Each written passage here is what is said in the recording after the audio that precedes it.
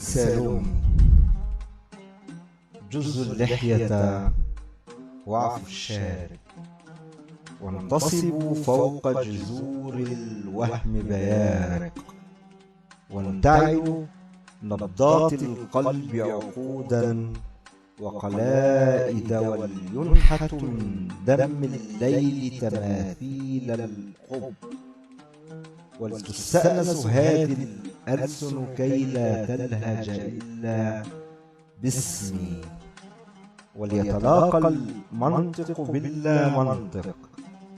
قالت قادمة أحمل أمتعتي، ورقة توت وزجاجة عطر ووسادة، أتلاقى والناس بقايا، الناس مدائن خمر ونساء وعروق لا تجري فيها دماء، ذات مساء قد قميصي من دبر، فعشقت الأقبية المهجورة، وعشقت كتابة إهدائي خلف الصورة.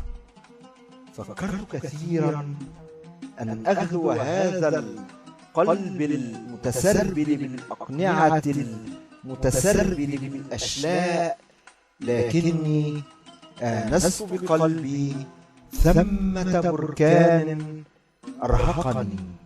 سالومي سالومي ليست مثل نساء العالم محض امرأة تنتظر الحب يجيء يحمله الفارس في جنبيه.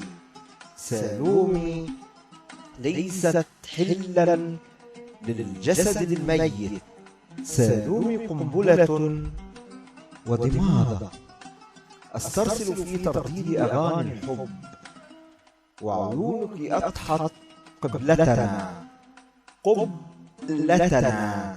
فالمنطق فينا أن نصعد دوما نحو جذور العين خفافا.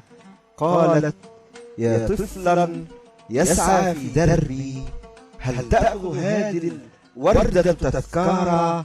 يا طفلا يسعى في دربي، هل تعرف ما ترتيبك في مسبحتي؟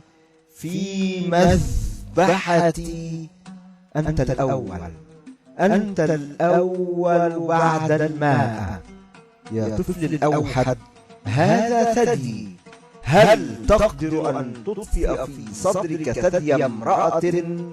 هل تقدر؟ فأجاب الصمت الساكن في عيني.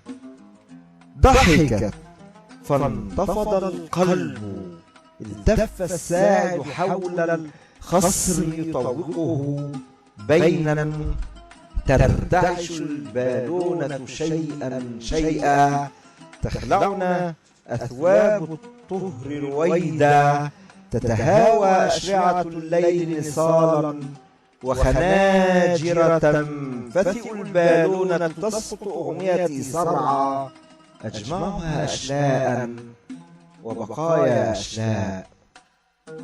قالت لا تلقي باللوم علي، فإني أخبرتك قبلا أني أشحذ بالعري قصيدة.